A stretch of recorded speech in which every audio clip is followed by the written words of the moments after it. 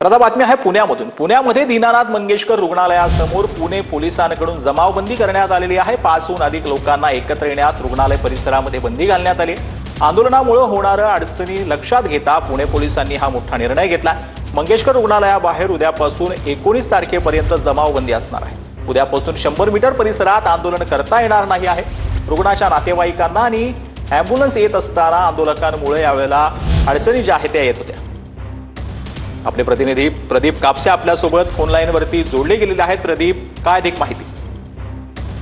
अगदी बरोबर आहे। खरं तर या रुग्णालयाच्या बाहेर वेगवेगळ्या संघटनांकडून गेल्या 3-4 दिवसांपासून आक्रमक आंदोलन जे आहे ते होत आहेत। त्यामुळे रुग्णालयाचं प्रवेशद्वार जे आहे ते काही आंदोलकांकडून अडवून ठेवलं जातं। मात्र येणाऱ्या ॲम्ब्युलन्सला जे आहे त्याच्यामुळे मोठी अडचण सहन करावी लागते किंवा घोषणांचा त्रास जो आहे तो हॉस्पिटलमधल्या रुग्णांसहित नातेवाईकांना जो आहे तो सहन करावा लागतो। त्यामुळे पुणे पोलिसांनी निर्णय घेतलेला आहे की प्रवेशद्वाराच्या बाहेर 100 मीटरच्या परिसरामध्ये 5 पेक्षा अधिक लोकांना जे आहे ते एकत्रित जमता येणार नाहीये। विशेष म्हणजे रुग्णांचे नातेवाईक जे आहेत ते त्यांना हॉस्पिटलमध्ये जाण्यासाठी 100 मीटर परिसरामध्ये सवलत दिली जाईल। मात्र 5 पेक्षा अधिक लोक जे आहेत ते त्या मात्र परिसरामध्ये एकत्र येणार नाहीत। नक्कीच प्रदीप, धन्यवाद या संपूर्ण सविस्तर माहितीसाठी।